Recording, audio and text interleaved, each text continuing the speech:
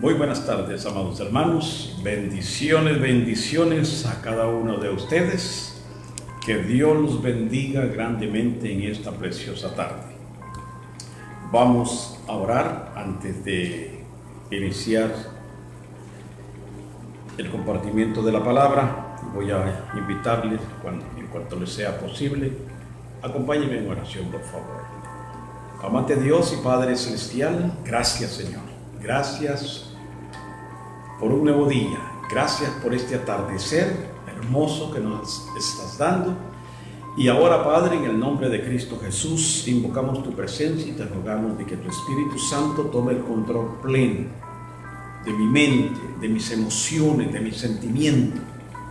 Que sea tu Espíritu compartiendo el mensaje de este día. Padre, te doy las gracias. Gracias porque no me llamaste a predicar a grandes cantidades, pero gracias porque siempre provees a alguien para que escuche tu palabra. Gracias por en los que pusiste el querer como el hacer. Te pido que los bendigas y que tu Espíritu Santo administre tu palabra en nuestro corazón, en el nuestro como en el de ellos, y que, Padre, en este día podamos visualizar cosas diferentes acerca de ti. Te bendecimos y te adoramos y te damos las gracias en el nombre de Jesús. Amén. En esta tarde vamos a leer en el libro de Hebreos, en el capítulo 12. Vamos a tomar solamente un versículo, pero voy a leerles del versículo 1 al versículo 3, para que posteriormente estaremos viendo la secuencia del mensaje. Y dice así la palabra del Señor. Hebreos 12, voy a leer del versículo 1 al versículo 3. Por tanto, nosotros también, teniendo en derredor nuestro tan grande nube de testigos, despojémonos de todo peso y del pecado que nos asedia, y corramos con paciencia la carrera que tenemos por delante. Puesto los ojos en Jesús, el autor y consumador de la fe, el cual, por el gozo puesto delante de él, sufrió la cruz, menospreciando el oprobio, y se sentó a la diestra del trono de Dios. Considerad aquel que sufrió tal contradicción de pecadores contra sí mismo, para que vuestro ánimo no se canse hasta desmayar. Amados, la carta a los Hebreos, hasta hoy en día los teólogos discuten, argumentan por el escritor. La carta no define quién. Los teólogos consideran que fue Pablo porque el vocabulario que narra la carta de los Hebreos es similar al formato que Pablo usaba en las otras cartas. Pero no hay, amados hermanos, ninguna hipótesis que se haya comprobado. No sé si usted ha escudriñado un poquito más a fondo la palabra y se dará cuenta de que las 13 cartas que el apóstol Pablo escribió, en todas lleva un sello. Todas se reflejan y todas determinan un escritor, porque todas llevan Pablo, la misma palabra, Pablo, ¿verdad? En unas dice Pablo, apóstol de Jesucristo, pero hay dos que dice Pablo a Timoteo. Pero básicamente el sello de Pablo era su nombre. En Hebreos no aparece así. En Hebreos no tiene escritor. Pero bien, no nos vamos a enfocar en esta tarde ¿quién fue quien escribió la epístola o la carta de los hebreos? Pero sí vamos a enfocarnos en algo muy trascendental, algo muy importante, que fue la inspiración del Espíritu Santo, que llevó un mensaje a aquello, y ahora en este día trae un mensaje para nosotros, hermanos. Por eso quisiéramos comenzar en esto, que es necesario darnos cuenta del propósito. Y el propósito del mensaje de este día es que necesitamos darnos cuenta de que la perfección, amados hermanos, no la vamos a encontrar en ningún ser humano. Aunque la palabra nos enseña de que cuando el apóstol Pablo indicaba a la estatura de la madurez que nosotros debemos de alcanzar, está hablando de madurez, no de perfección, porque humanamente nosotros no vamos a alcanzar la perfección mientras estemos dentro de este cuerpo mortal. Pero en este caso, cuando se habla de perfección, estamos hablando de Dios.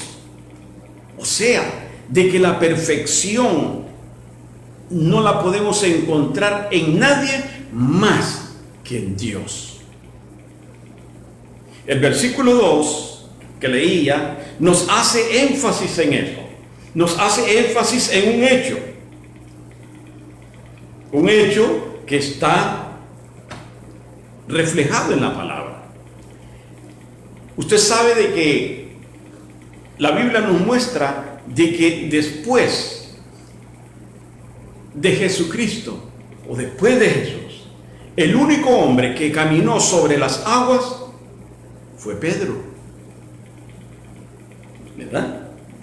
Él fue el único hombre que está reflejado en la palabra que caminó sobre las aguas.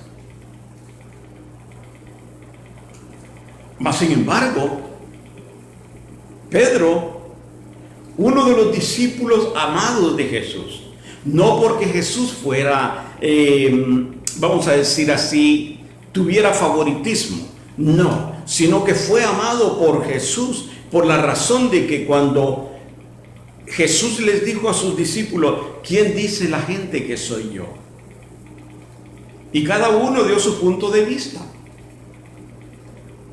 Mas sin embargo, viene un mensaje de Dios al Espíritu Santo, porque acordémonos, hermanos, y esto estoy haciendo énfasis, porque muchos cristianos estamos considerando que la presencia del Espíritu Santo es únicamente una ilusión. No consideramos el poderío del Espíritu de Dios en nuestra vida. Y Dios no se comunica con usted ni conmigo. Dios va al Espíritu Santo porque el Espíritu Santo es el que está encargado de administrar la iglesia. Ahora, ¿qué sucede? Dios le dice al Espíritu de Dios, al Espíritu Santo, lo que tenía que decirle a Pedro. Y Pedro, en una expresión espontánea, dijo: tú eres el Cristo, el Hijo del Dios viviente. Jesús, sorprendido, vamos a decirlo así, porque Dios había elegido a Pedro. Pudo haber elegido a Marcos o a otro, pero eligió a Pedro para llevar esa respuesta. Ahora, uno de los favoritos, vamos a decir que sí, ¿verdad? Porque cuando Jesús eligió a sus 12 discípulos, eran hombres de trabajo, hermano. Eran hombres que pasaban el día y noche trabajando. Eran arduos en su labor. Pero ¿qué sucedía? ¿Qué sucedió? Cuando Jesús le dice, o Pedro ve de que es Jesús el que va, y él le pregunta a Jesús: si eres tú. manda que yo vaya. Y Jesús le dice, ven. Pero en el transcurso de la acción es de que Pedro mantuvo la mirada en Jesús. Mientras mantuvo la mirada en Jesús, Pedro caminó, dio sus pasos sobre las aguas. El problema fue que se atemorizó cuando vio las olas que formaban tormentas. Se atemorizó, tuvo miedo, y cuando tuvo miedo apartó su mirada de Jesús y sucumbió. Se hundió. Estos hombres eran gente de trabajo. No tenían escuela, hermanos. Excepto Mateo. Mateo tenía conocimiento, Mateo tenía habilidades, porque era el trabajo, de acuerdo al trabajo que él desempeñaba. Entonces tenía que tener una capacidad. Lucas, obvio, era el médico del grupo. Era un hombre que se preparaba, que se instruía, que leía. Pero aparte de eso, amados hermanos, eran hombres rudos, eran hombres de trabajo, que la sociedad los juzgaba como hombres del vulgo. O sea, hombres que tenían muy poco conocimiento de ciertas cosas. Pero eran gente de trabajo. Mas, sin embargo, en el ministerio de Jesús, 3 años y medio de ministerio de Jesús, ellos fueron instruidos, fueron capacitados, fueron preparados, amados hermanos. Fueron preparados. Fueron preparados mejor que cualquier que hubiera ido a un seminario o que vaya a una universidad. He ahí la importancia. He ahí la importancia, amados hermanos, de que el que quiere o el que aspira el ministerio del pastorado debe de prepararse académicamente, pero también teológicamente. ¿Por qué digo esto? Porque muchas veces se cree, o hay varones de que creen de que como no hay trabajo, entonces se meten 6 semanitas o 6 meses a leer un instituto o a leer libros, y ya después se declaran pastores y ya creen de que ya son pastores, cuando no es así. Se tiene que estudiar, se tiene que aprender, y más que todo, se tiene que tener un llamado. Porque muchas veces, por la escasez de trabajo, entonces salen muchos de que quieren ser pastores porque ven una fuente de trabajo en ellos. Y eso no es así. Pero decía, lo más importante es de que tiene que haber un llamado. ¿Verdad? Ahora, Pedro sucumbió. Vamos al punto. Y el punto es este: que a pesar de la madera que Pedro tenía, el temple, el carácter, el hombre seguro de sí mismo, sucumbió cuando él apartó la mirada de Jesús.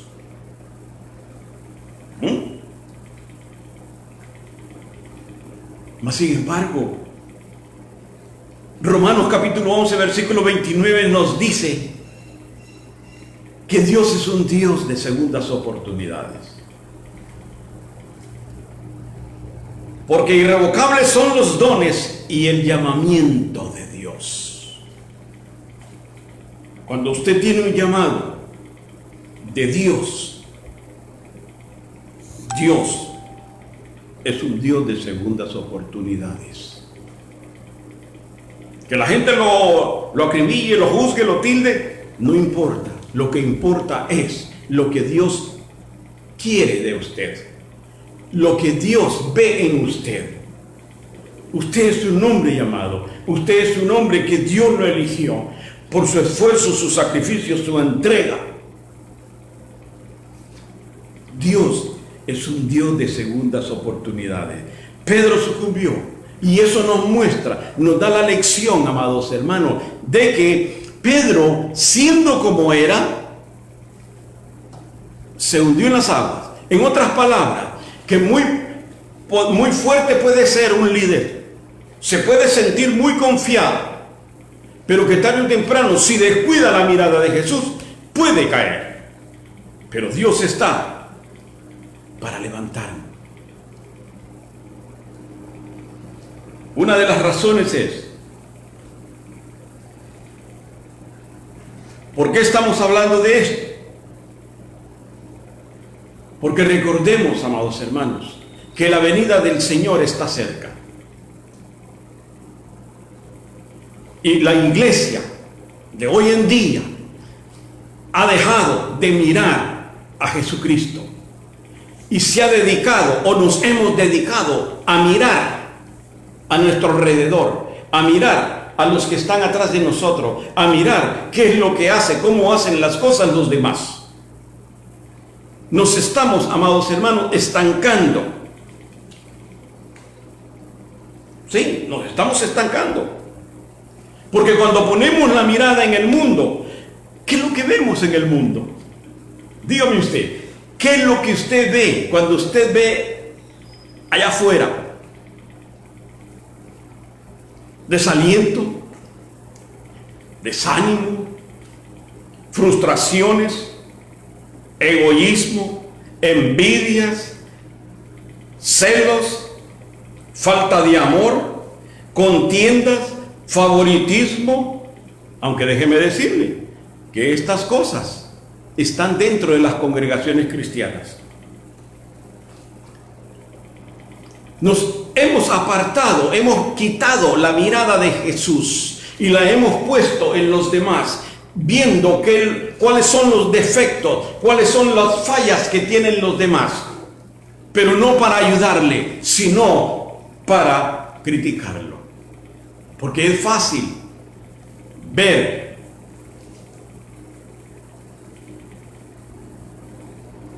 la paja del vecino y no ver la viga que está en nuestro ojo. Sí, a usted.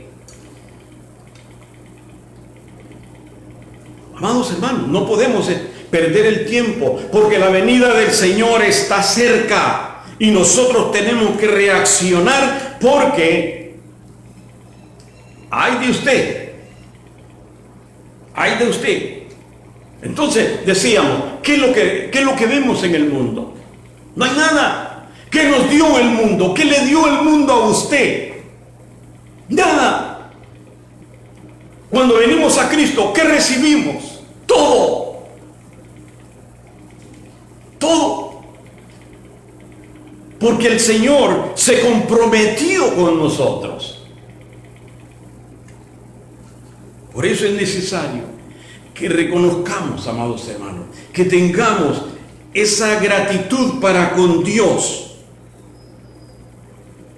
Porque cuando Cristo nos encontró, muchos de nosotros, incluyéndome yo, teníamos una vida desfachatada, una vida de pecado, una vida de corrupción, una vida que nadie le podía dar 5 centavos por nosotros.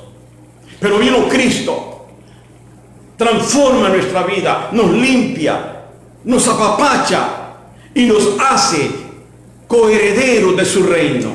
Debemos de estar agradecidos por ello. Servirle, serle fiel. Quite la mirada, amado hermano, amada hermana, que le han sembrado la discordia, que le han puesto en su corazón y en su mente el favoritismo, que no se preocupan por aquellas almas que están desconectadas, porque solamente creen que el evangelio se dio para ustedes, fariseos. El evangelio no se dio para ustedes, porque hay gente que está allá y no puede venir a conectarse con ustedes, pero a ustedes no les importa, porque eso es lo que les han sembrado. Son el grupo favoritista, fariseos hipócritas. Amados hermanos, estamos perdiendo el tiempo, hemos perdido la visión, por lo tanto, hemos perdido el propósito de Cristo. Usted preguntará, ¿qué tiene que ver eso con nosotros? Tiene mucho que ver. Porque con Pedro había un propósito. Y del fracaso de Pedro nosotros podemos aprender. O sea, que del error de Pedro nosotros podemos aprender a que no podemos sentirnos seguros. No debemos de pensar de que estamos firmes. No, porque tarde o temprano podemos sucumbir. Pero sí podemos darnos cuenta de que Dios quiere hacernos ver de que nosotros necesitamos, amados hermanos, mantener nuestra mirada en Jesús. Mantener nuestra mirada. Y ese es el tema del mensaje. Mire a Jesús. Mire a Jesús. No se preocupe por los demás. Cuando digo no se preocupe, no es la manera en que nosotros muchas veces lo hacemos. Si quiere venir, que venga. Si se puede conectar, que se conecte. Si no nos importa, no nos importa a nosotros. No es esa la razón. Cuando digo preocúpese, o no se preocupe por el que viene, pero sí preocúpese por orar por esa persona. Ocúpese por ayunar por esa persona. Pero es lo que no hacemos, hermano. Ustedes, fariseos, es lo que no hacemos. Acordémonos, la salvación no está en las manos del pastor. La salvación está en Jesucristo. Así que no espere de que, es que yo le traía el vasito de agua a mi pastor. Que yo me preocupaba por mi pastor y le traía. No. La salvación nos la dio Jesucristo a través del sacrificio en la cruz del Calvario. ¿Qué tiene que ver? Tiene que ver, porque San Juan capítulo 8:36 dice: así que si el Hijo del Hombre os libertara, seréis verdaderamente libres.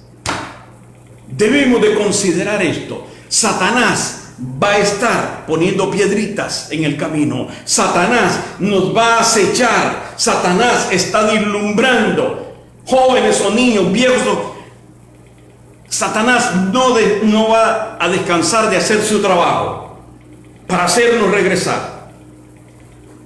Pero el Señor dice que somos libres. Si usted lo cree, gloria a Dios. Somos libres.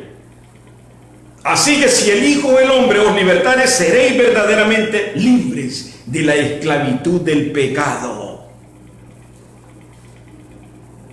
Pero, hermanos, Primera de Juan dice, capítulo 2, hijitos míos, estas cosas os escribo para que no pequéis, y si alguno hubiese pecado, abogado tenemos para con el Padre, a Jesucristo el justo.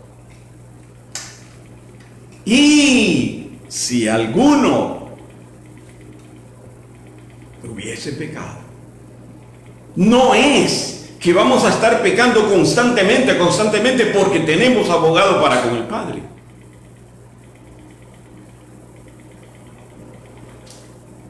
Si alguno pecare, abogado tenemos para con el Padre.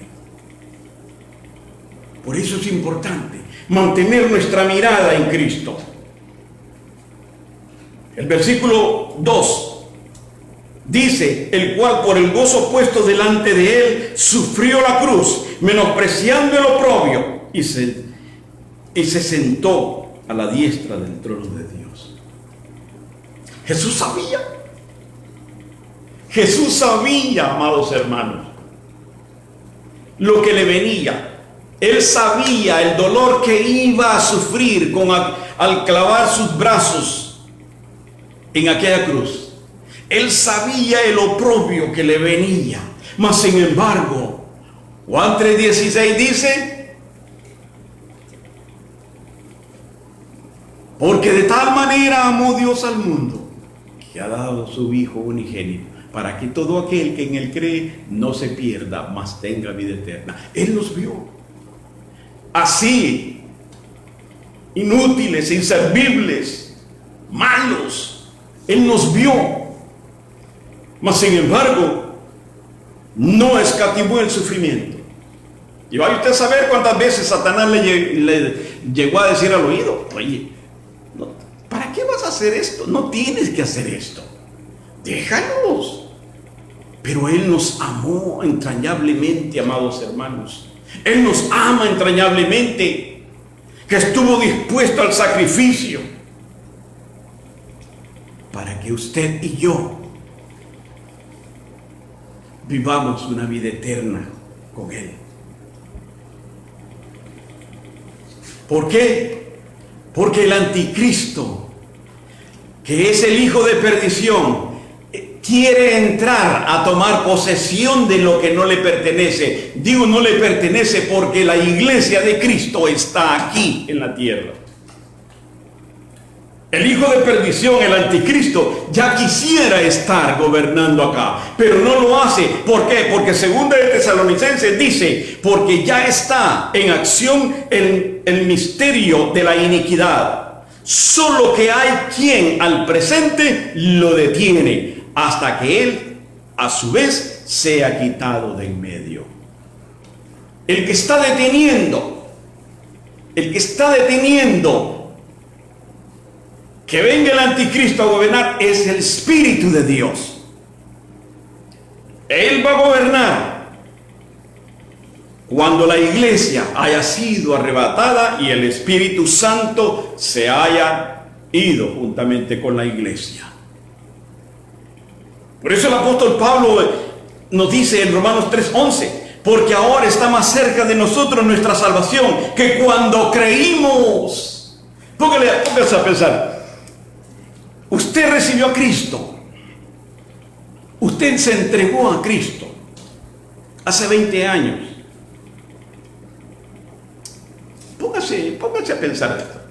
Y supongamos de que Cristo viene en 3 años por su iglesia.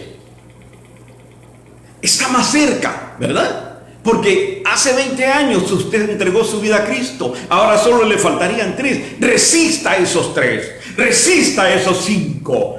No quite la mirada de Jesús. Sea cristocéntrico. Deje la religiosidad. Deje el fanatismo. Deje la ideología. Manténgase viendo a Jesucristo, para que no suceda lo que sucedió con Pedro. El anticristo ya quiere, pero hay alguien que lo detiene, y ese es el Espíritu de Dios. Por eso es que Dios quiere que seamos cristocéntricos, amados hermanos, que no volteemos. Porque digo, es triste, pero la iglesia de Jesucristo está distraída, está viendo únicamente a aquel cómo hace las cosas, en qué se equivoca para criticarlo. Murmuramos unos de los otros y no nos damos cuenta que al hacer eso estamos descuidando nosotros mismos. Nos estamos descuidando. Recordemos que las bodas del Cordero están, vea, en Mateo 22:11 hay una parábola que el Señor deja, donde dice que un rey le iba a celebrar fiestas de boda a su hijo. ¿Ok? Entonces llama a sus invitados, y sus invitados no les importó. Ninguno fue. Entonces el rey envía para que fueran a todas las aldeas, a todas las calles, que buscaran a todos, los más feos, los más malos, lo peor, para que estuvieran en la boda de su hijo. ¿Se da cuenta? Agarre el hilo. Cuando el rey invita a sus amistades, ellos se fueron. Los israelitas no quisieron. Llama a los más malos, usted y yo, para que estuviésemos en las bodas, en esas bodas. Pero no solamente eso, el rey, después que invita y que les da el vestuario, porque déjeme decirle, la costumbre era de que el novio le daba el vestuario a cada uno de sus invitados. No habían coladeras. No habían paracaidistas. Llega uno y le dice, amigo, ¿qué haces aquí si no estás vestido de invitado? ¿Y qué pasó? A uno que había tratado la manera de brincarse el cerco y de estar en la fiesta. Mas sin embargo él dijo, átenlo de pies y manos y tírenlo. Échenlo a las tinieblas, ahí será el crujir de dientes. Porque ahí no va a haber coladera, ahí no va a haber de que es que yo hacía esto, es que yo hacía acá, es que yo me... No, ahí no hay favoritismo. El favoritismo está con los líderes, con los pastores, pero no con Dios. Cuando sea el rapto, cuando sean las bodas del Cordero, allí no va a haber favoritismo. Entonces, ¿qué sucede? Mira que cuesta hacer una boda. Planificar una boda cuesta, hermano. Déjeme contarle algo. ¿Qué me pasó a mí cuando mi esposa Cristi se casó conmigo? Vean, a ella la fueron a recoger unas hermanas y para hacerle el peinado y que el vestido luciera bien, a tener todo detallado. Pero yo me tuve que ir desde temprano a la iglesia. Estuve cocinando para 250 personas, que el arroz, que el meatloaf, que la salsa española y que las demás ensaladas, todo. Hermanos llegaban y decían, está caliente aquí, ¿verdad? Sí, hermano. A ver si nos vemos en la tarde. Y se iban, pero nadie me ayudó. Yo solo, 250 personas que preparé comida y preparar todo.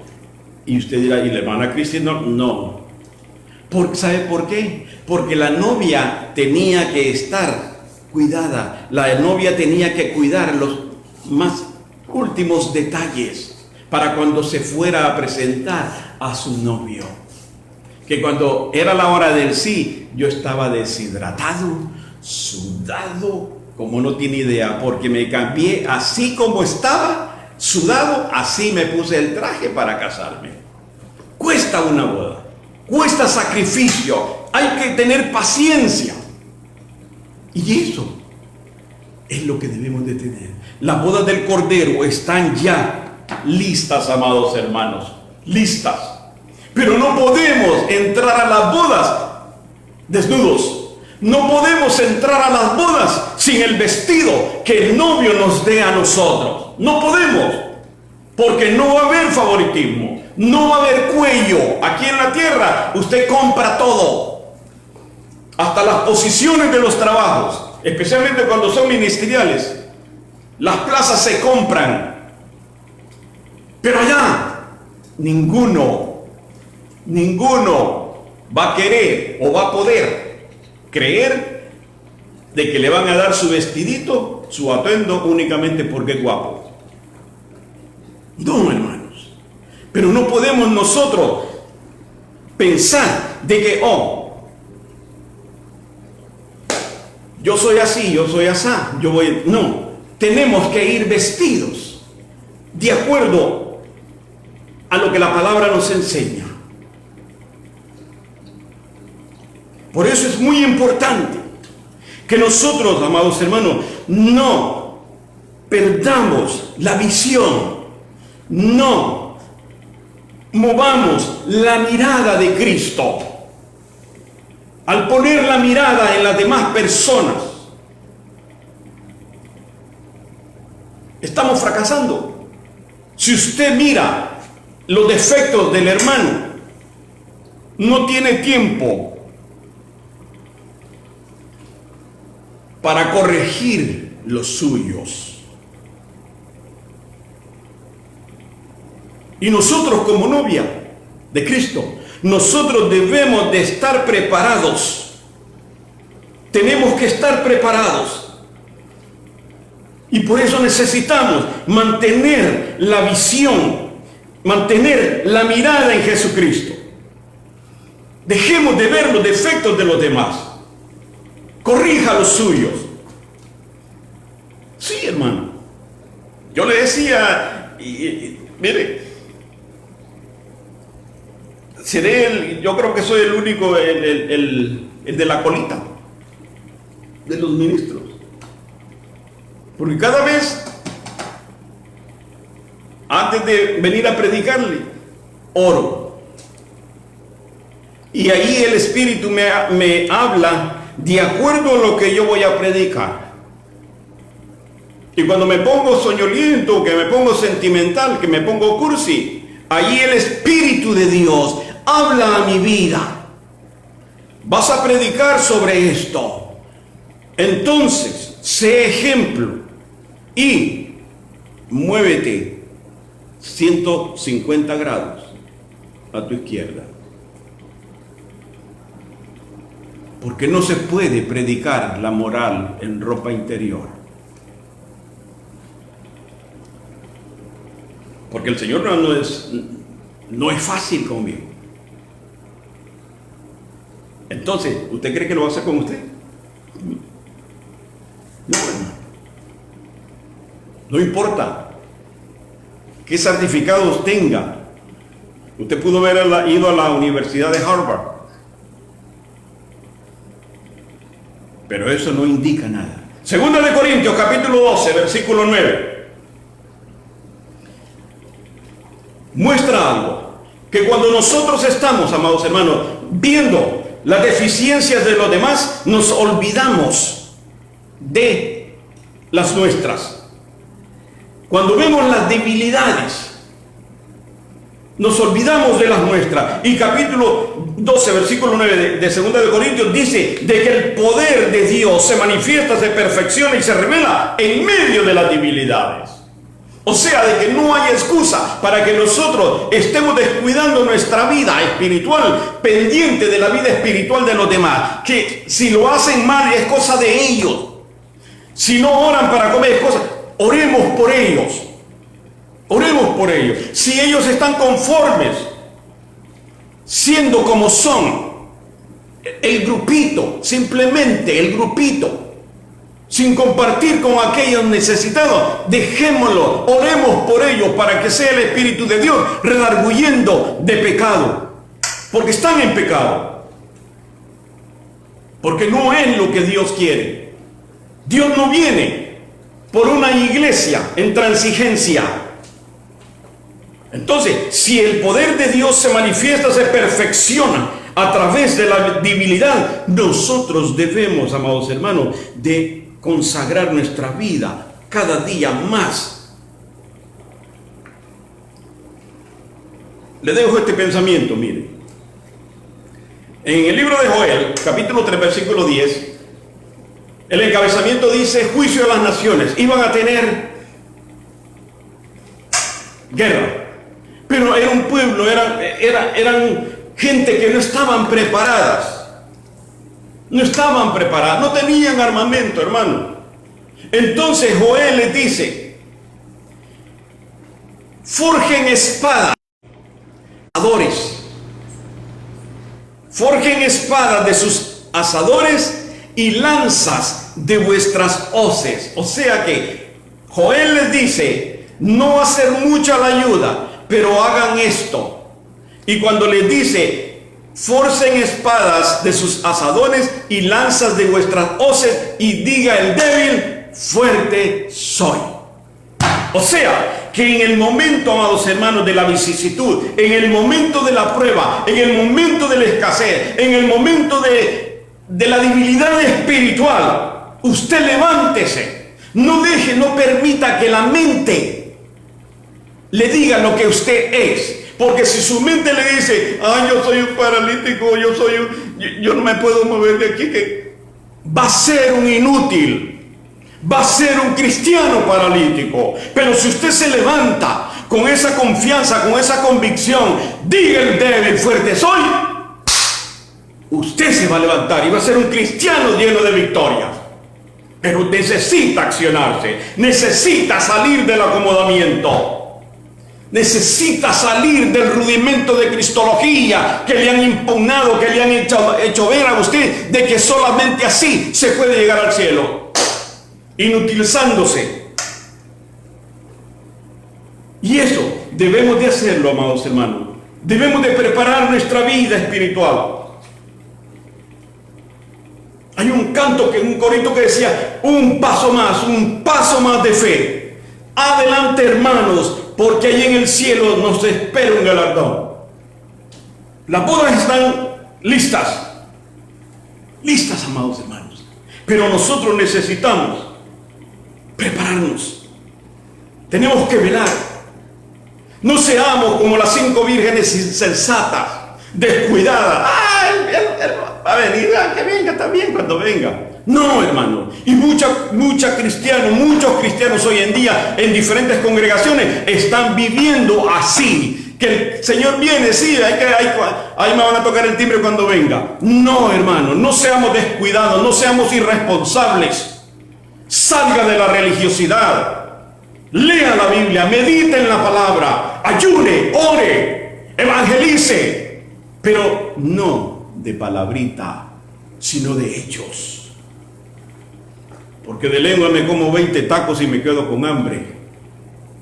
Porque muchas veces no estamos haciendo lo que el Señor quiere. ¿Para qué nos dejó Dios acá? Considerad aquel que sufrió tal contradicciones de pecador contra sí mismo, para que vuestro ánimo no se canse hasta desmayar. Con esto termino.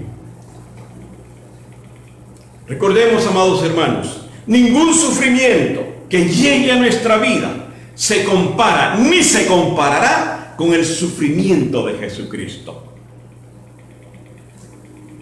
El Señor viene por una novia comprometida. ¿Está usted comprometido con el novio? ¿O está comprometida con los hermanos de la iglesia? ¿Está comprometida con la religión? Cristo viene por una iglesia sin mancha y sin arruga. Cristo viene por una iglesia, por una novia ataviada que se ha cuidado en el compromiso que adquirió con el Señor. ¿Está usted dentro de esa iglesia? ¿Amerita que Cristo venga por usted cuando no hace nada por la obra? Amados hermanos, no podemos dejar de ver a Cristo, porque eso conlleva a estancamiento, y el estancamiento lleva a la muerte espiritual. Hebreos 10:23 dice: mantengamos firmes sin fluctuar la profesión de nuestra esperanza, porque fiel es el que lo prometió. Cristo prometió venir por nosotros y Él lo va a cumplir. Ahora, ¿cuán fieles vamos a estar nosotros cuando Cristo venga por su iglesia? ¿Usted le es fiel a Cristo o le es fiel a su pastor? ¿Le es fiel a la iglesia? Se va a quedar sentado en esa iglesia. Pero recordemos, el diablo va a tratar de ponerle piedras en el camino para hacerlo retroceder. Pero más sin embargo, debemos de recordar esto: nosotros no somos de los que retroceden para perdición, sino de los que tienen fe para preservación del alma. Aleluya. Que Dios me los bendiga, que tengan una hermosa semana llena de victoria. Aléjese del fanatismo, aléjese de la religiosidad y mantenga su mirada en Cristo Jesús. Mire a Jesús. Que Dios los bendiga. Padre Celestial, gracias, Señor. Tu palabra ha sido dada. Gracias, oh Dios, por los que tú pusiste el querer como el hacer, para que en esta tarde estuviesen escuchando el mensaje. Bendícelos grandemente. Gracias porque hasta aquí no me has fallado. Gracias, Señor, porque aunque sean 6 o sean 7, pero siempre provees a alguien que pueda recibir el mensaje de tu palabra. Te pido, mi Dios, por los matrimonios, por los que están enfermos, Padre, sé tú a través de tu Espíritu Santo fortaleciendo y confortando a nuestros hermanos, oh Dios, en la congregación. Bendícelos también, guárdalos, oh Dios, que sean llenos de tu poder y que sean victoriosos en Cristo. Señor amado, una vez más te doy las gracias por la oportunidad, en el nombre de Cristo Jesús. Amén. Dios me los bendiga, amados hermanos.